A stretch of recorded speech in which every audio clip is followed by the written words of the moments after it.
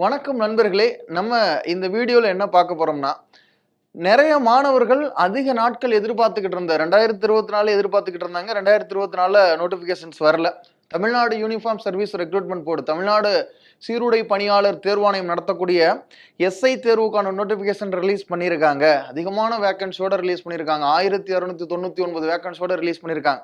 இப்போ நிறைய மாணவர்கள் வந்து இந்த நோட்டிஃபிகேஷனுடைய டீட்டெயில்ஸை ஒரு வீடியோவை போடுங்க அப்படின்னு சொல்லி கேட்டிருந்தீங்க. ஏன்னா டீட்டெயில்டாக அவங்களும் இந்த டைம் கொடுத்துட்டாங்க. டீட்டெயில்டாக அவங்களே கொடுத்துட்டாங்க. எவ்வளோ போஸ்ட் இருக்குது, அதே மாதிரி வந்து எலிஜிபிலிட்டி க்ரைட்டேரியா என்ன, ஏஜ் க்ரைட்டேரியா எலிஜிபிலிட்டி என்ன, அந்த டீட்டெயில்ஸ் எல்லாமே கொடுத்துட்டாங்க. அதை தான் நம்ம இந்த வீடியோவில் பார்க்க போகிறோம். சரியா? யார் யாருக்குன்னா எலிஜிபிள் இருக்கோ எல்லாருமே உடனே அப்ளை பண்ணிடுங்க. அப்ளிகேஷன்ஸ் விண்டோனா ஓப்பன் ஆயிடுச்சு. கடைசி நாட்கள் வரைக்கும் நான் வெயிட் பண்ணி லாஸ்ட் நாள் தான் அப்ளை பண்ணுவேன், அந்த ஒரு எண்ண ஓட்டத்தில் இருக்காதிங்க. சரியா? இதில் இருக்கக்கூடியது என்ன கொடுத்துருக்காங்க அப்படின்னு சொல்லி இந்த வீடியோவில் டீட்டெயில்டாக பார்ப்போம். சரியா? ஏன்னா நிறைய மாணவர்களுக்கு சந்தேகம் இருக்கும். டேட் ஆஃப் நோட்டிஃபிகேஷன் என்னைக்கு ரிலீஸ் ஆனிச்சு அப்படின்னா 4ஆம் தேதி. அதே மாதிரி ஆன்லைன் அப்ளிகேஷன்ஸ் எப்போ ஓப்பன் ஆனிச்சுன்னா 7ஆம் தேதி. லாஸ்ட் டேட் உங்களுடைய அப்ளிகேஷன் சப்மிட் பண்ணுறதுக்கு லாஸ்ட் டேட் பார்த்தீங்கன்னா மே மாதம் 3ஆம் தேதி. ஓகே, அதில் ஏதோ ஒரு கரெக்ஷன் நீங்கள் வச்சுருக்கீங்க, ஏதோ தவறுதலாக பண்ணிட்டீங்க. உங்களுக்கு வெரண்டாரே சார்பாக எப்படி அப்ளை பண்ணுறது எஸ்ஐ எக்ஸாமுக்கு, அதுக்கு தனியாக ஒரு வீடியோஸ் நாங்கள் போடுறோம். சரியா? இப்போ லாஸ்ட் டேட் ஃபார் கரெக்ஷன், இது ஏதோ ஒரு கரெக்ஷன் நீங்கள் பண்ணோம்னா அது மே மாதம் 13ஆம் தேதி தான் உங்களுக்கு லாஸ்ட் டேட் உங்களுக்கு கொடுத்துருக்காங்க. அதில் கரெக்ஷன்ஸ் நீங்கள் பண்ணுறதுக்கு, அதுக்கு மேலே கரெக்ஷன் பண்ண முடியாது. தப்பாக பண்ணியிருந்தீங்கன்னா அப்ளிகேஷன்ஸை ரிஜெக்ட் பண்ணிடுவாங்க. ஓகே, என்ன ஒன்றா இதனுடைய டேட் ஒன்று இன்னும் அனௌன்ஸ் பண்ணலை. ஏன்னா சில கேசஸ் போயிட்டு இருந்துச்சு, உங்களுக்கே தெரியும், பெண்டிங்கில் இருந்தது. அப்போ இதனுடைய டேட் ஒன்று அனௌன்ஸ் பண்ணாமல் இருக்காங்க. கூடிய சீக்கிரம் அந்த டேட் அனௌன்ஸ் பண்ணிடுவாங்க. எஸ்ஐ எக்ஸாம் எப்போது நடக்க போகுது. இன்னொன்று என்னென்னா, குரூப் 1 எக்ஸாம் வருது, குரூப் 4 எக்ஸாம் வருது. அப்போ டிபார்ட்மெண்டல் எக்ஸாம்னா நிறையா இருக்குது. அது எல்லாத்தையுமே பார்த்துட்டு அவங்களுக்குள்ளேயே டிஸ்கஸ் பண்ணிவிட்டு எந்த டேட்டில் வைக்கலாம், சரிங்களா, யாருக்குமே பாதிப்பு இல்லாத மாதிரி தான் அதை கனெக்ட் பண்ணுவாங்க. சரியா? அடுத்த டேட்ஸ் ஆஃப் ரிட்டன் எக்ஸாமினேஷன்ஸ் வந்து announce, date will be announced லேட்டர்னு சொல்லிட்டாங்க அவங்களே. ஓகே, அடுத்து number of vacancy. Number of vacancy என்ன, நானே சொன்னதும் 1293 பல்காக இருக்குது. அதே மாதிரி 53 ஷார்ட் ஃபால் வேக்கன்சி, இதற்கு முன்னாடி ஃபில் ஆகாத வேக்கன்சி அனௌன்ஸ் பண்ணுவாங்க. யார் யாருக்குன்னு சொல்லி அனௌன்ஸ் பண்ணுவாங்க. ஒரு குறிப்பிட்ட மதிப்பெண்களுக்கு மேலே எடுத்துருக்கணும். அதே மாதிரி எவ்வளவுன்னு சொல்லி மென்னுக்கு எவ்வளவு, ஆண்களுக்கு எத்தனை, பெண்களுக்கு எத்தனை அப்படின்னு சொல்லி பிரித்து போட்டிருக்காங்க பாருங்க. இதே sub inspector of police taluka, அதே மாதிரி வந்து ஆர்ம்டு ஃபோர்ஸ், அதாவது சப் இன்ஸ்பெக்டர்லேயே 2ஆக பிரிச்சிருக்காங்கல்ல. இதில் ஆண்கள் எவ்வளோ எடுக்கலாம், பெண்கள் எவ்வளோ எடுக்கலாம். ஏன்னா நம்ம 1299 போஸ்டிங்கில் எல்லாமே நம்மளுக்கு வந்து ஆண்களுக்குரியதான், எல்லாமே பெண்களுக்குரியதான் அப்படின்னு நினச்சிடக்கூடாது. மொத்தம் அதில் இருக்கக்கூடிய போஸ்டிங் ஆண்களுக்கு 909 போஸ்டிங் தான் இருக்கும். பெண்களுக்கு வந்து 390 போஸ்டிங் தான் இருக்கும். பாருங்க, 909 போஸ்டிங்கு, 390 போஸ்டிங். இதை தாண்டி ஒருவேளை பெண்களுடைய போஸ்டிங், இந்த ரிசர்வேஷன் கேட்டகரியில் பெண்களுடைய போஸ்டிங் ஃபில் ஆகலைன்னா அந்த நேரத்தில் ஆண்களுடைய போஸ்டிங் ஃபில் பண்ணிக்கிடுவாங்க. சரிங்களா? டிஎன்யூஎஸ்ஆர்பி போர்டு அதுவும் நோட்டிஃபிகேஷன்லேயே உங்களுக்கு தெளிவாக சொல்லியிருக்காங்க. ரைட், அந்த ஷார்ட் ஃபால் வேக்கன்சி இருக்குல்ல 53, அந்த 53 ஷார்ட் ஃபால் வேக்கன்சி யாருக்கு, ஸ்கெடியூல்டு காஸ்ட்டுக்கு ஒரு 10, ஸ்கெடியூல்டு ட்ரைபல் இருக்காங்கல்ல அவங்களுக்கு ஒரு 43. அந்த 10 7 3 பிரிச்சிருக்காங்க. அதே மாதிரி ஸ்கெடியூல் ட்ரைபலில் 30 13 பிரிச்சிருக்காங்க. ஓகேவா? ரைட், கீழே இந்த டேட்டா தான். சரிங்களா? If eligible women candidates R not available for selection, their vacancy will be filled up by the men candidate of the same community in every stages of recruitment. சரிங்களா? அது ரொம்ப முக்கியமானது. ஓகே, அடுத்து scale of pay. உங்கள் already ஒரு ஷார்ட்ஸ்னால் போட்டிருப்போம். அதனுடைய எஸ்ஐக்கான சம்பளம் 36,900 1,16,600 வரைக்கும் சொல்லி கொடுத்துருப்பாங்க. சரி, எஜுகேஷனல் குவாலிஃபிகேஷன் பேசிக்காக நான் சொல்லிடுறேன், டிகிரி தான். நீங்கள் டிகிரி கம்ப்ளீட் பண்ணியிருந்தால் எஸ்ஐ எக்ஸாம் எழுதலாம். சரிங்களா? அதாவது டிகிரி நீங்கள் அது பிஏவாக இருக்கலாம், பிஎஸ்சியாக இருக்கலாம், இல்லை பிஇ டிகிரியாக இருக்கலாம். நீங்கள் டிகிரி கம்ப்ளீட் பண்ணியிருந்தீங்கன்னா நீங்கள் ஆட்டோமேட்டிக்காக எஸ்ஐ எக்ஸாம் எழுதலாம். இப்போ டிகிரி கம்ப்ளீட் பண்ணாதவங்க 10th முடித்தவங்களுக்கு பார்த்தீங்கன்னா குரூப் 4 எக்ஸாம், 12th முடித்தவங்களுக்கு இஓ எக்ஸாம் இருக்கும். ஆனால் டிகிரி முடித்தாதான் அந்த எஸ்ஐ எக்ஸாம் எழுதலாம். ஓகேவா? அடுத்து ஏஜ் ரிலாக்ஸேஷன். ஏஜ் ரிலாக்ஸேஷன் இந்த டைம் எல்லாருமே என்ன நினச்சிக்கிட்டு இருந்தாங்கன்னா 2024 தேர்வு நடத்தலை, நோட்டிஃபிகேஷன் ரிலீஸ் பண்ணலை, அதனால் வந்து ஒரு வருஷம் அதிகமாக கொஞ்சம் ரிலாக்ஸ் பண்ணுவாங்க, இல்லை 2 வருஷம் ரிலாக்ஸ் பண்ணுவாங்கன்னு நினச்சிக்கிட்டு இருந்தாங்க. அப்படின்னா பண்ணலை. எப்பவும் போல அந்த கோவிட் டயத்தில் ஒரு 2 வருஷத்தை எக்ஸ்டெண்ட் பண்ணாங்கல்ல, அது மட்டும் தான் எக்ஸ்டெண்ட் பண்ணியிருக்காங்க. சரியா? இதில் கொடுத்துருக்காங்க பாருங்க. இந்த candidates must have completed the age of 20 years. 20 வயசை அவங்க கம்ப்ளீட் பண்ணியிருக்கணும். must not have completed the age of 30 years.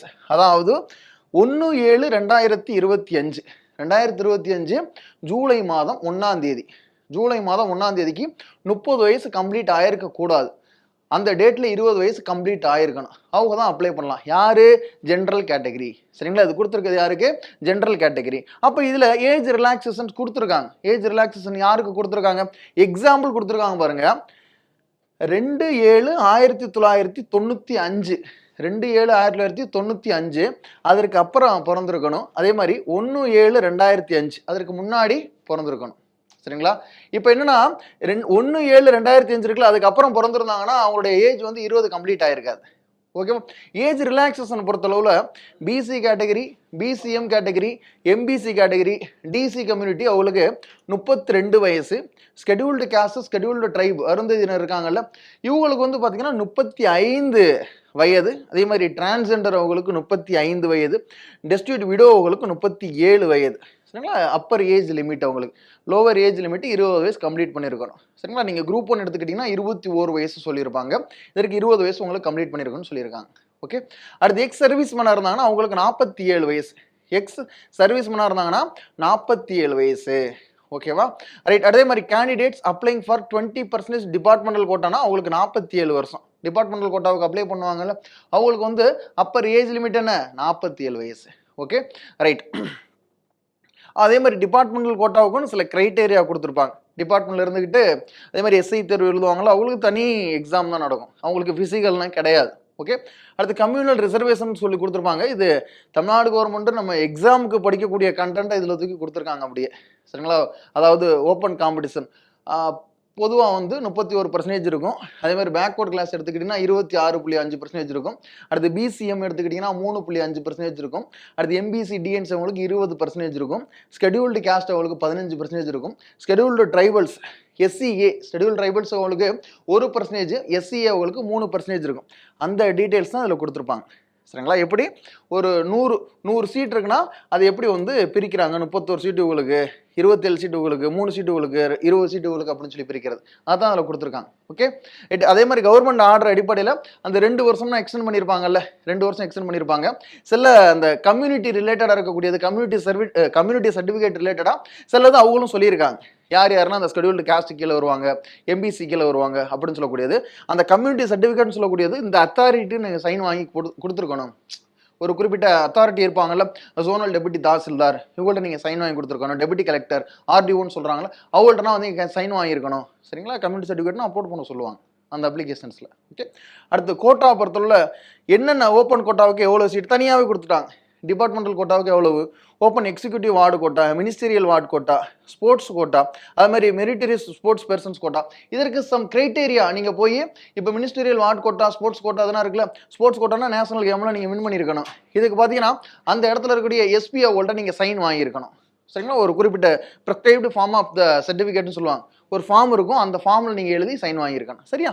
Right. அடுத்து எலிஜிபிலிட்டி அப்ளைங் அண்டர் 10%. அவங்களுக்கு அந்த 10% வார்ட்ஸில் வந்து டிபார்ட்மெண்ட் கோட்டா இது பண்ணுறாங்கல்ல, என்னென்ன மினிஸ்ட்ரியல் கோட்டாவாக இருக்கட்டும், அவங்க வந்து என்னென்ன கிரைட்டேரியா நீங்கள் ஃபில்அப் பண்ணியிருக்கணும் அப்படின்னு சொல்லி இதில் கொடுத்துருப்பாங்க. ஓகேவா? ரைட். அதாவது ஒரு குடும்பத்தில் அப்பா அம்மா 2 பேர் டிபார்ட்மெண்ட்டில் இருந்தாங்கன்னா 3 பேர் பசங்க இருந்தாங்கன்னா யாராவது ஒரு ஆளுக்கு தான் டிபார்ட்மெண்ட் கோட்டா போகும். அந்த மாதிரி டீட்டெயில் இதில் கொடுத்துருப்பாங்க. சரியா? ரைட். மேக்ஸிமம் இந்த ரிலேட்டடான உங்களுக்கு தேவைப்படாது. உங்களுக்கு என்னன்னா நோட்டிஃபிகேஷன்ஸ், அதே மாதிரி ஏஜ் கிரைட்டேரியா, அதே மாதிரி நீங்கள் டிகிரி கம்ப்ளீட் பண்ணியிருக்கணும். அவங்களுக்கான ஃபார்ம் கொடுத்துருக்காங்க. ஃபார்ம் 1 என்ன, ஃபார்ம் 2 என்ன, ஸ்போர்ட்ஸ் கேட்டகரிக்கு எந்த ரெப்ரசன்டேட் இந்தியா இன்டர்நேஷனல் காம்படிஷனில் அவங்க இருந்தாங்கன்னா யார்கிட்ட நீங்கள் சைன் வாங்கியிருக்கணும். அதே மாதிரி வந்து ஸ்டேட் லெவலானா நீங்கள் யார்கிட்ட சைன் வாங்கியிருக்கணும். யூனிவர்சிட்டி டீமில் நீங்கள் விளாண்டுறீங்கன்னா யார்கிட்ட சைன் வாங்கியிருக்கணும் அப்படின்னு சொல்லக்கூடிய இதில் கொடுத்துருப்பாங்க. சரியா? என்னென்ன கேமில் போயிருக்கோன்னு சொல்லியிருக்கும் பாருங்க. கடைசியில் பாருங்கள், சிலம்பம்னா அதில் இருக்கும், கிரிக்கெட் அதில் இருக்காது. சரிங்களா? சிலம்பம்னா அதில் இருக்கும். என்னென்ன game, basketball, football, hockey, volleyball, அந்த மாதிரி என்னென்ன கேம்னு சொல்லி கொடுத்துருப்பாங்க. ஓகேவா? இதுதான். மற்ற எல்லாமே இந்த ஃபார்ம் டீட்டெயில்ஸ் ரிலேட்டடாக கொடுத்துருப்பாங்க. இந்த ஃபார்ம் இருக்குல்ல, அது உங்களுக்கு நோட்டிஃபிகேஷனில் அட்டாச் பண்ணியிருப்பாங்க. உங்களுக்கு எந்த ஃபார்ம் தேவையோ அந்த நோட்டிஃபிகேஷனில் என்ன மாதிரி கொடுத்துருக்காங்களோ அதன் அடிப்படையில் நீங்கள் வாங்கியிருக்கணும். பிஎஸ்டிஎம்முக்கு 20%. பிஎஸ்டிஎம்ங்கிறது நீங்கள் 1ஆம் வகுப்புலேருந்து 12ஆம் வகுப்பு வரைக்கும் தமிழ் மீடியம் படிச்சிருக்கணும். தமிழ் வழியில். சரிங்களா? தமிழ் வழி கல்வி. இங்கிலீஷ் ஒரு சப்ஜெக்டாக படிச்சிருப்பீங்க. மற்ற எல்லாமே தமிழில் படிச்சிருக்கணும். அதே மாதிரி டிகிரி நீங்கள் தமிழில் படிச்சிருக்கணும். டிகிரி இருக்குல்ல, டிகிரி நீங்கள் தமிழில் படிச்சிருந்தீங்கன்னா உங்களுக்கு பிஎஸ்டிஎம் எலிஜிபிள். ஓகே. இதுதான் இந்த எஸ்ஐ நோட்டிஃபிகேஷன்ல இருக்கக்கூடிய முக்கியமானது. சரிங்களா? அடுத்து இந்த ஸ்பெஷல் கேட்டகரிக்கு destitute widow, ex service man அவங்களுக்குள்ளதுனா தனியாக கொடுத்துருப்பாங்க. டிரான்ஸ்ஜெண்டர் அவங்களாம் ஏஜ் ரிலாக்ஸேஷன் இருக்குல்ல, அவங்களுடைய சர்டிஃபிகேட்னா யார்கிட்ட வாங்கணும், இந்த டீட்டெயில் தான் இதில் கொடுத்துருப்பாங்க. சரியா? ரைட். எல்லாம் இதற்கு அடுத்து உங்களுக்கு வரக்கூடிய வீடியோஸ்லாம் என்ன உங்களுக்கு போடுவோம் அப்படின்னா, உங்களுக்கு அதே மாதிரி மார்க் அலோகேஷன்ஸ் எடுத்துக்கிட்டிங்கன்னா, தமிழ் எலிஜிபிலிட்டி டெஸ்ட்னு சொல்லக்கூடியது ஒரு 100 மார்க் வைப்பாங்க. 100 கொஸ்டின்ஸ் வைப்பாங்க. அதில் ஒரு 40% மார்க் எடுக்கணும். ஓகே. அதே மாதிரி வந்து main written exam 70 mark 140 questions வைப்பாங்க. இதே டிபார்ட்மெண்டல் கோட்டாவுக்கு 85 மார்க். ஏன்னா அவங்களுக்கு பிசிக்கல் கிடையாது. ஓகேவா? பாருங்க, பிசிக்கல் 15 மார்க் ஓப்பன் கோட்டாவுக்கு, அவங்களுக்கு எக்ஸம்ஷன். பிசிக்கல் கோட்டா அவங்களுக்கு பிசிக்கல் கிடையாது. வைவா பார்த்தீங்கன்னா 10 மார்க், அவங்களுக்கு 10 மார்க். அதே மாதிரி வந்து பார்த்தீங்கன்னா ஸ்பெஷல் மார்க்ஸ் ஒரு அந்த சர்டிஃபிகேட்டுக்கு ஸ்பெஷல் மார்க்னு சொல்லியிருப்பாங்கல்ல, அது ஒரு 5 மதிப்பெண்கள், அவங்களுக்கு ஒரு 5 மதிப்பெண்கள், மொத்தம் 100 மார்க். சரியா? அப்போ நல்லா தெரிஞ்சுக்கிறீங்க. ஓப்பன் கோட்டா 140 கொஸ்டின்ஸ் எழுதுவாங்க. 140 அவங்க 170 கொஸ்டின்ஸ் எழுதுவாங்க. 170 கொஸ்டின்ஸ் எழுதுவாங்க. ஒரு கொஸ்டினுக்கு 1/2 மதிப்பெண்கள். அப்போ எந்தெந்த டாபிக்ல இருந்து கொஸ்டின்ஸ் கேட்பாங்க, இந்த டாபிக் நீங்கள் 2 பக்கம் படித்தா அதில் கட்டாயம் ஒரு கொஸ்டின்ஸ் வரும். இந்த ஹெட் குவார்ட்டர்ஸ் படித்தா அதுலேருந்து ஒரு கொஸ்டின்ஸ் வரும். வைட்டமின்கள் பற்றி படித்தா ஒரு கொஸ்டின்ஸ் வரும். டிசீஸ் பற்றி படித்தா ஒரு கொஸ்டின்ஸ் வரும். அதே மாதிரி வந்து 10th ஜியோகிராஃபியில் ரிவர்ஸ் பற்றி படித்தா அதுலேருந்து ஒரு கொஸ்டின்ஸ் வரும். அப்படி நீங்கள் பிரித்து நீங்கள் படிக்கலாம். கட்டாயம் உங்களுக்கு அதுலேருந்து கொஸ்டின்ஸ் கேட்க போகிறாங்க. Okay, right. அடுத்து ரிட்டன் எக்ஸாம் இருக்கும். அதில் பார்ட் 1 அதற்கான சிலபஸ் என்ன, அதே மாதிரி மெயின் ரிட்டன் எக்ஸாம் இருக்குல்ல, பார்ட் 2 ஒரு கொஸ்டின்ஸ்க்கு எவ்வளவு மார்க் இருக்கும் அப்படின்னு சொல்லியிருப்பாங்க. மொத்தம் 70 மார்க் இருக்கும். அதில் வந்து பார்ட் ஏன்னு சொல்லக்கூடியது 40 மார்க். எத்தனை கொஸ்டின்ஸ்? 80 கொஸ்டின்ஸ் இருக்கும். சரியா? அடுத்து பார்ட் இது ஜிஎஸ் ரிலேட்டடாக வரக்கூடியது. சரிங்களா? பார்ட் பின்னு சொல்லக்கூடியது ஒரு 60 கொஸ்டின் இருக்கும். ஆப்டிடியூடு, ரீசனிங் அது சம்மந்தமாக வரக்கூடியது. ஈச் கொஸ்டின்ஸ் ஒரு கொஸ்டின்ஸுக்கும் 1/2 மார்க்கு. மொத்தம் 2.5 மணி நேரம் நடக்கும். சரிங்களா? 2.5 மணி நேரம் மொத்தம் எக்ஸாம் நடக்கும். தெரிஞ்சுக்கிறீங்க, 2 மணி நேரமோ 3 மணி நேரமோ கிடையாது, 2.5 மணி நேரம் உங்களுக்கு எக்ஸாம் நடக்கும். ஹால் டிக்கெட் உங்களுக்கு டிஎன்யூஎஸ்ஆர்பி போர்டு அவங்களுடைய வெப்சைட்ல உங்களுக்கு ஹால் டிக்கெட் அப்லோட் பண்ணுவாங்க. ஓகே. அதே சர்டிஃபிகேட் வெரிஃபிகேஷன் உங்களுக்கு எப்போ ஃபிசிக்கல் நடக்குதோ அப்போ சர்டிஃபிகேட் கொண்டு வர சொல்லுவாங்க. நீங்கள் அப்ளை பண்ணும்பொழுது உங்களுக்கு சர்டிஃபிகேட் அப்லோட் பண்ண சொல்லுவாங்க. ஓகேவா? அடுத்து ஃபிசிக்கல் மெஷர்மெண்ட் எடுத்துக்கிட்டிங்கன்னா இதுலேயும் சில ரிலாக்ஸேஷன் கொடுத்துருப்பாங்க. சரிங்களா? ஹைட் எடுத்துக்கிட்டீங்கன்னா ஹைட்டாக இருக்கணும். எவ்வளோ இருக்கணும்? 170 170 சென்டிமீட்டர் இருக்கணும். ஓசி, பிசி, பிசிஎம், எம்பிசி இவனா பார்த்தீங்கன்னா ஆண்களாக இருந்தால் 170 சென்டிமீட்டர் இருக்கணும். பெண்களாக இருந்தால் 159 சென்டிமீட்டர் இருக்கணும். இதே எஸ்சி கேட்டகரி, எஸ்டி கேட்டகரிக்கு ஒரு 3 சென்டிமீட்டர், இதில் 167 இருந்தால் போதும். அதே மாதிரி இதில் 157 இருந்தால் போதும். அதில் எக்ஸாக்டாக 169.8 இருந்தால் தான் 170 எடுத்துக்கிடுவாங்க. 169.6 இருந்தாலோ 169.7 இருந்தாலும் எடுத்துக்கிற மாட்டேன்னு அதுவும் டீட்டெயிலாக கொடுத்துட்டாங்க. புரியுதா? மினிமம் செஸ்ட் மெஷர்மெண்ட்டும் பாருங்க, மேக்ஸிமம் மினிமம் 81 சென்டிமீட்டர். அதே மாதிரி இதில் வந்து எக்ஸ்பான்ஷன் ஃபுல் இன்ஸ்பிரேஷன் அது வந்து ஒரு 5 சென்டிமீட்டர்ஸ் கொடுத்துருக்காங்க. இது உங்களுக்கு அப்ளை பண்ணால கேட்பாங்க. எல்லாருமே கரெக்டான டேட்டாவை போடணும். அப்புறம் ஃபிசிக்கலில் போய் மாட்டிக்கிற கூடாது. ஓகேவா?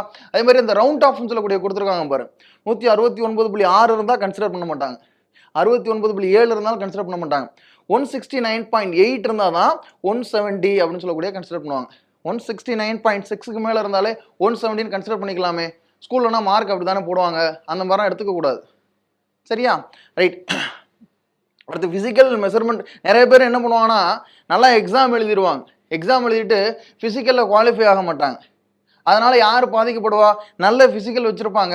அவங்க எக்ஸாமில் பின்னாடி இருக்கக்கூடிய மார்க் எடுத்திருந்தாங்கன்னா அவங்களால உள்ளே போயிருக்க முடியாது. அதனால் கரெக்டான ஃபிசிக்கல் மெயின்டைன் பண்ணுறவங்க அப்ளை பண்ணுங்க. எல்லாரும் எழுதுறாங்கன்னு நானும் எழுதுறேன்னா எழுதாதீங்க. ஓகேவா? ரைட். அடுத்து என்னென்ன ஃபிசிக்கலில் வைக்கிறாங்க? சரிங்களா? ஃபஸ்ட்டு ரிட்டன் எக்ஸாமில் ஃபோக்கஸ் பண்ணுங்க. சரிங்களா? ஒரு 1500 மீட்டர் ஓட சொல்லுவாங்க, 7 நிமிஷத்துக்குள்ளே ஓடணும். அதே மாதிரி 2 நிமிஷம் 2.5 நிமிஷத்துக்குள்ள பெண்களாக இருந்தால் ஒரு 400 மீட்டர் ஓட சொல்லுவாங்க. எக்ஸ் சர்வீஸ் மேன் அவங்களுக்கு ஒரு 8 நிமிஷத்தில் 1500 மீட்டர் ஓட சொல்லுவாங்க. சரியா? அந்த மாதிரி கேட்டகரி தான். அப்போ பாருங்கள், டீட்டெயில்டாகவே கொடுத்துட்டாங்க. இதற்கு முன்னாடி அந்த மாதிரிலாம் கொடுத்தது கிடையாது.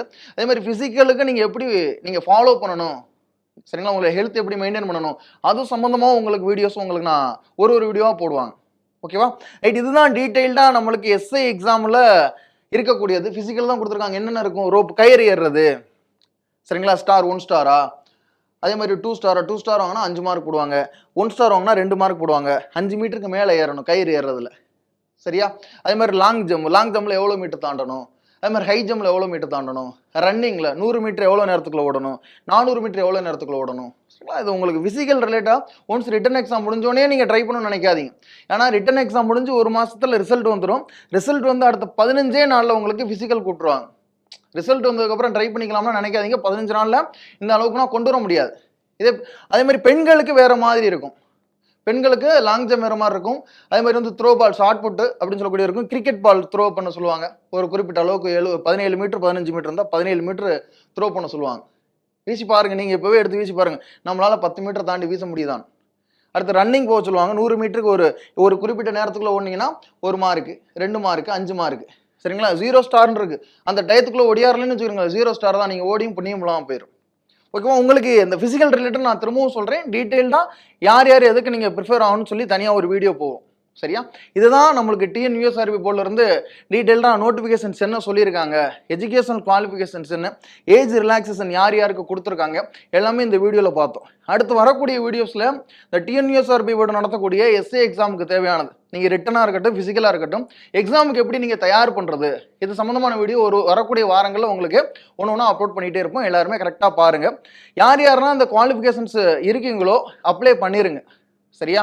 அப்ளை பண்ணணும். கண்டிப்பா கடைசி நாள் 2 நாளுக்கு முன்னாடி அப்ளை பண்ணிக்கலாம், லாஸ்ட் நாள் அப்ளை பண்ணிக்கலாம். அந்த ஒரு தாட் வச்சுக்கிறாதீங்க. லாஸ்ட் நாள்ல சர்வர் டவுன் ஆயிடுச்சுன்னா உங்களுக்கு தான் ரொம்ப சிக்கலை கொடுத்துரும். இப்போ அப்ளை பண்ணிருங்க. எப்படி அப்ளை பண்ணணும்னு சொல்லக்கூடிய ஒரு வீடியோ கூட நாங்க அப்லோட் பண்றோம். ஓகேவா? Okay, thank you all. வாழ்க வளமுடன். நன்றி, வணக்கம்.